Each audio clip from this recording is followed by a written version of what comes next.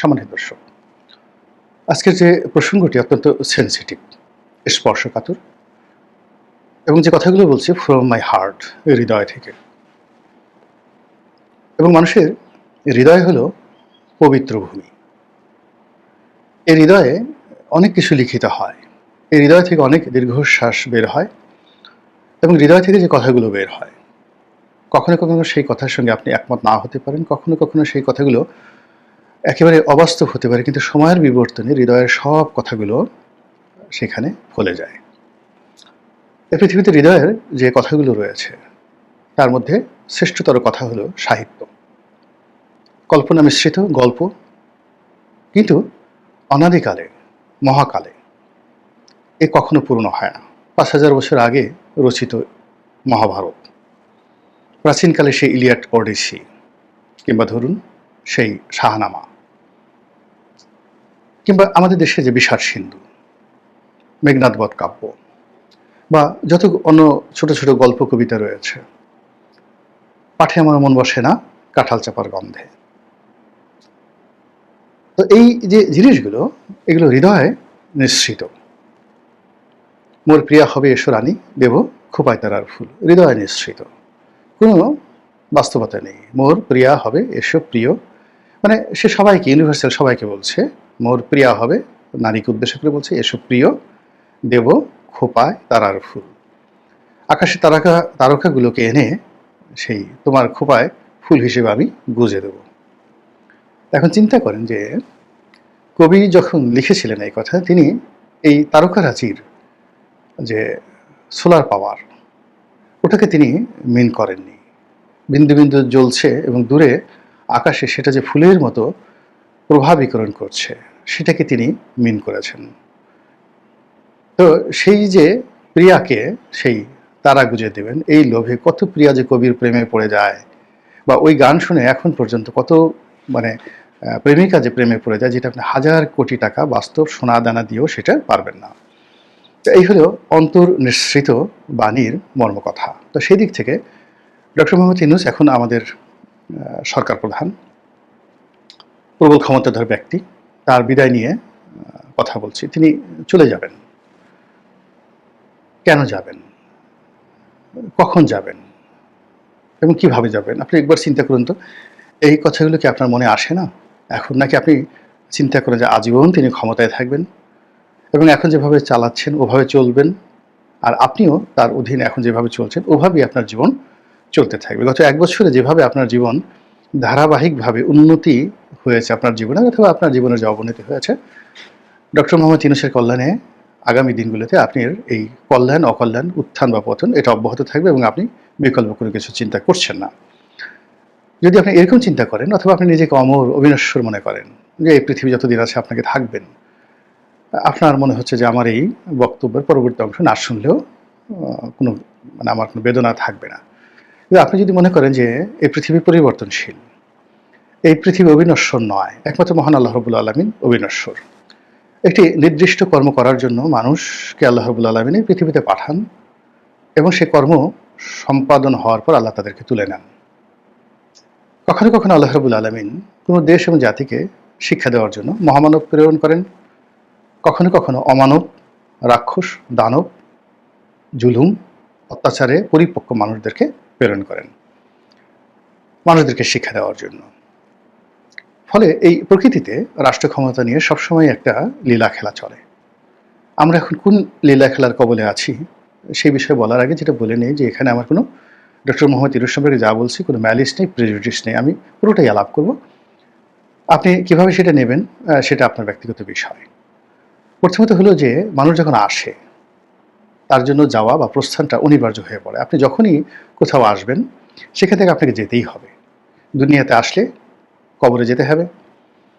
কোনো গৃহের মধ্যে যদি আপনি মেহমান হিসেবে আসেন, সেখান থেকে আপনাকে নিষ্ক্রান্ত হতে হবে, ইচ্ছায় অনিচ্ছায়, গলা ধাক্কা খেয়ে, সসম্মানে, কিন্তু আপনাকে সেখান থেকে যেতেই হবে। এরপর আপনি বিদেশে গেলেন, সেখান থেকে আপনাকে ফিরতে হবে। তো সেই দিক থেকে ডক্টর মোহাম্মদ ইউনূস, তার বয়স এখন ৮৬ বা ৮৭ বছর, জীবনের একেবারে শেষ প্রান্তে। প্রকৃতি তাকে কখন ডাকবে, মালাকুল মউত তার সমীপে কখন আসবে সেটা নিয়ে তিনি কি চিন্তা করছেন জানি না, কিন্তু আল্লাহর আরশে আযমে তো এটা লিখিত আছে। তো কাজেই প্রকৃতিগতভাবে তার একটা বিদায় হতে পারে রাষ্ট্র ক্ষমতায় থেকে, সসম্মানে মর্যাদার সঙ্গে। এটা তার অন্তর্নিহিত চিন্তার উপর নির্ভর করবে। মূল ব্যাপার হলো আমরা ভুল করি, এবং যে মানুষ যত বড় তার ভুল তত বেশি। রাষ্ট্র ক্ষমতায় যারা থাকেন তাদের ভুল, ভ্রান্তি, অন্যায়, অবিচারের শেষ নেই। এটা আল্লাহ রাব্বুল আলামিন সাধারণত ক্ষমা করে দেন। কিন্তু একটা মানুষ সেই দরিদ্র অবস্থা থেকে একেবারে রাজাধিরাজ যখন হন, মহাবিচারপতি হন, প্রধান বিচারপতি হন, খুব সেন্সিটিভ যে পদগুলো, যার সঙ্গে আল্লাহর নেয়ামত, শুকরগুজারি এবং আল্লাহর আরশে আজিম এর যে সম্পর্ক, একেবারে নিবিড় সম্পর্ক, বিচারকের পদ, রাষ্ট্রপ্রধানের পদ, এই পদগুলো, শাসকের যে পদ, এটা আল্লাহর জাত এবং সিফাতের সাথে সম্পৃক্ত। তো কাজেই এই পদ পদবী ব্যবহার করে যখন কেউ অন্যায় করে, অবিচার করে, জুলুম করে, অত্যাচার করে, মহান আল্লাহ রাব্বুল আলামিন গোস্বায় তিনি কাঁপতে থাকেন, এবং তার সেই গোস্বার ফলে যে পতন অনিবার্য হয়ে যায়, এই পৃথিবীতে সেই পতন কেউ ঠেকাতে পারে না। এখন মানুষ যখন সচরাচরভাবে এই সকল পদ পদবীতে থেকে কজ অফ অ্যাকশন, একটা ঘটনা ঘটেছে, সেই ঘটনা সামাল দেওয়ার জন্য সে অন্যায় করেছে। আপনি দেখলেন অন্যায়, কিন্তু আল্লাহর দৃষ্টিতে আল্লাহ দেখল যে এই মানুষটিকে 1000 বা 500 লোক ঘেরাও করে ফেলেছে রামদা হাতে নিয়ে, এখন একে মেরে ফেলবে। তো সেই লোকের হাতে যদি একটা পিস্তল থাকে, সে যদি সেখান থেকে দুটো ব্ল্যাঙ্ক ফায়ার করে, কারো পায়ে গুলি করে, আত্মরক্ষার্থে আরও ম্যাসিভ অ্যাকশন নেয়, এবং সেখান থেকে যদি সে বেঁচে যায়, তাহলে আপনার কাছে সে খুনি পরিচিত হবে। কিন্তু আল্লাহর দরবারে আল্লাহ তো উপর থেকে দেখছে, যেটাকে আমরা এখন ইগল আই বা বার্ডস আই বলি। তো উপর থেকে যখন তিনি দেখছেন, তিনি 4D অ্যাঙ্গেল, একেবারে চারিদিক থেকে যে ঘটনা দেখছেন, বিশ্লেষণ করছেন, সেখানে তিনি উদ্দেশ্য দেখেন, মহৎ কর্মগুলো দেখেন, এবং ওই যে ওই দিন বা ওই সময়ের যে প্রেক্ষাপট, সেটার উপর নির্ভর করেন। এবং সেখানে যদি তার মানসিক কোনো স্বার্থ থাকে, ম্যালিস থাকে, প্রেজুডিস থাকে, শত্রুতা থাকে, ঈর্ষা থাকে, তাহলে সে যত ভালো কাজ করুক না কেন, তিনি আল্লাহর দরবারে ক্ষমা পান না। আর যত মন্দ কাজই করেন না কেন, যদি এগুলো না থাকে, তিনি আল্লাহর দরবারে ক্ষমা পাবেন। তো সেই দিক থেকে ডক্টর মোহাম্মদ ইউনূস এখন যেখানে বসে আছেন, তার যে অন্তর, এই অন্তর তিনি ছাড়া আসলে কেউ জানেন না। এই পৃথিবীর দ্বিতীয় কোনো মানুষ জানেন না, আর জানেন অন্তর্যামী মানে মহান আল্লাহ রাব্বুল আলামিন। তো তিনি যদি এখানে থেকে চলে যান, যদি অসম্মানভাবে বা মর্যাদাহানিকরভাবে বেইজ্জতি হয়ে তাকে এখান থেকে যেতে হয়, তাহলে ধরে নেবেন যে তার চিন্তা খারাপ ছিল, চরিত্র খারাপ ছিল, এবং লোক তিনি ভালো ছিলেন না। আর যদি সসম্মানে তার বিদায় হয়, প্রস্থান হয়, সেটা মৃত্যু হোক, পদ পদবী থেকে হোক, তাহলে এই যে তার যত ব্যর্থতা বলেন না কেন, আপনি ধরে নেবেন যে তিনি লোকটি বড়ই ভালো ছিলেন। এবং তার এই বিদায় এবং অন্তর্ধানে, সেটা মৃত্যু হোক বা রাষ্ট্র ক্ষমতা থেকে তার বিদায় হোক, তার বিদায়টা যদি সম্মানজনক হয়, তাহলে ধরে নিতে হবে যে আমরা একটা বড় নিয়ামত হারিয়েছি। এটাই বাস্তবতা। অতীতে জাস্টিস সাহাবুদ্দিন এবং বিচারপতি হাবিবুর রহমান, এই দুজনের বিদায় সমস্ত রাষ্ট্রপ্রধানদের মধ্যে সবচেয়ে সম্মানজনক, মানে সরকার প্রধানদের মধ্যে সবচেয়ে সম্মানজনক এবং মর্যাদাময় ছিল। তো ওইরকমভাবে ডক্টর মোহাম্মদ ইউনূসের বিদায় যদি হয়, তাহলে ধরে নিতে হবে যে তিনি একজন ভালো মানুষ ছিলেন। এখন যেটা প্রথমে প্রশ্ন করেছি, তিনি কেন যাবেন, মানে এখান থেকে কেন তার বিদায় হবে। প্রথমত যেটা বললাম যে আল্লাহর হুকুমে তার মৃত্যু হতে পারে, মালাকুল মউত এসে যেতে পারে, এটা অনিবার্য। দ্বিতীয়ত হলো তার যে পদ এবং পদবী, কোনো পদ পদবী চিরন্তন নয়। এখান থেকে মোরাললেস ক্ষমতা কখনোই চিরন্তন নয়। এবং পৃথিবীতে যে কয়টি চেয়ার রয়েছে, যে চেয়ারগুলো খুব কাঁপতে থাকে, এবং সেখানে যারা বসে থাকেন, এটাকে হর্স রাইডিং বলা হবে, মানে একেবারে পাগলা ঘোড়া নয়।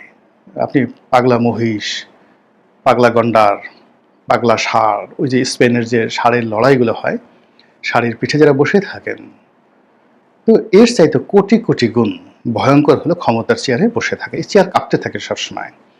ফলে এখানে পান থেকে চুন খসলে সর্বনাশ হয়ে যায়। সেনাপতি সেই সম্রাটকে বন্দি করে ফেলে, সম্রাটের স্ত্রী সম্রাটের চোখ অন্ধ করে দেয়, সম্রাটের মা সম্রাটকে বিকলাঙ্গ করে ফেলে। এই হলো রাজনীতি। তো কাজেই যখনই কেউ একটা ক্ষমতার চেয়ারে বসে, সেই চেয়ারে বসার পর তার ওখান থেকে বিদায়টা অনিবার্য হয়ে পড়ে এনি টাইম।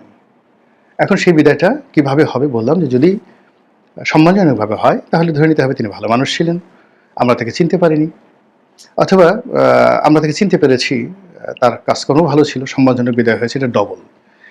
দুইভাবে হয় যে আপনি মানে সম্মানজনকভাবে বিদায় নিয়েছেন কিন্তু আপনি অনেক অনার সৃষ্টি করেছেন, তো সেক্ষেত্রে ধরে নিতে হবে আপনি ভালো মানুষ।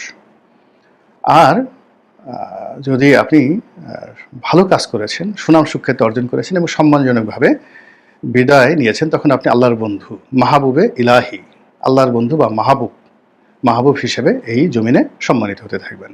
তাহলে কি হলো, কখন যাবে এবং কিভাবে যাবে?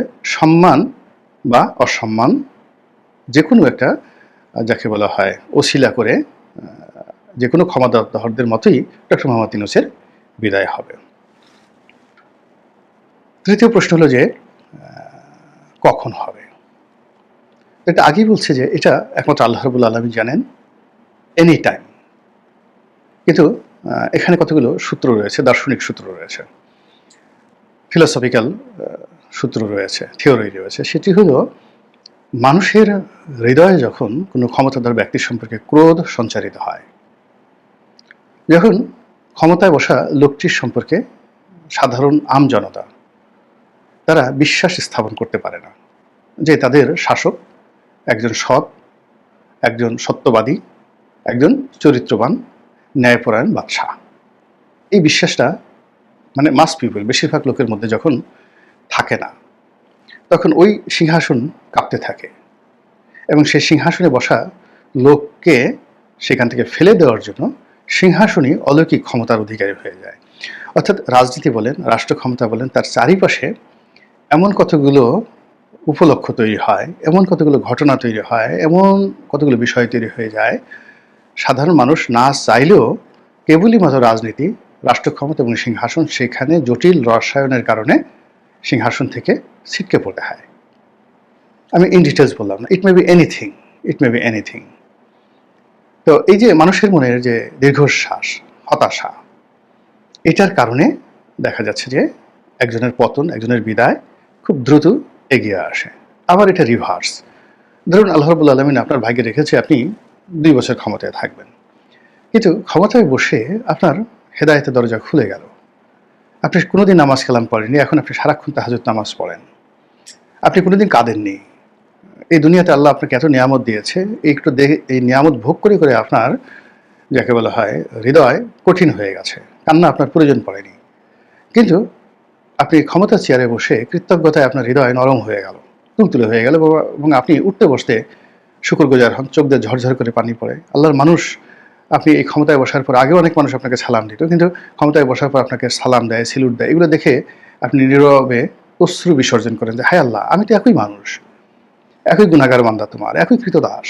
এই 2 দিন আগে কেউ আমাকে সেলুট দিত না, এখন আমি ক্ষমতায় বসছি, এ রাজকোষ আমার হুকুমে চলে, এ রাজাস্ত্র আমার কথায় গুলি করে, আমার কথায় গুলি বন্ধ করে। এই ক্ষমতা তো কিছু নয় আল্লাহ, এ তো তোমার হুকুম মাত্র। তুমি একটা হুকুম দিয়েছ যে এই ক্ষমতা গোলাম মোল্লা রনির দাসত্ব করো, আর সেদিন থেকে আল্লাহ আমি যে তোমার দাস, ক্ষমতাও তোমার দাস, এই 2 দাসের সম্মিলনে আমি একটা রাষ্ট্র ক্ষমতা পেয়েছি। আল্লাহ যা কিছু হচ্ছে আলহামদুলিল্লাহ, সকল শুকরিয়া তোমার দরবারে, সকল প্রশংসা তোমার দরবারে। এভাবে যখন আপনি কাঁদতে থাকবেন, আমি কাঁদতে থাকবো, তখন সেই 2 বছরের ক্ষমতাটা কখনো কখনো 20 বছর হয়ে যেতে পারে। এটা হলো আধ্যাত্মিকতা। তৃতীয়ত হলো যে আপনি আপনার যে কর্ম,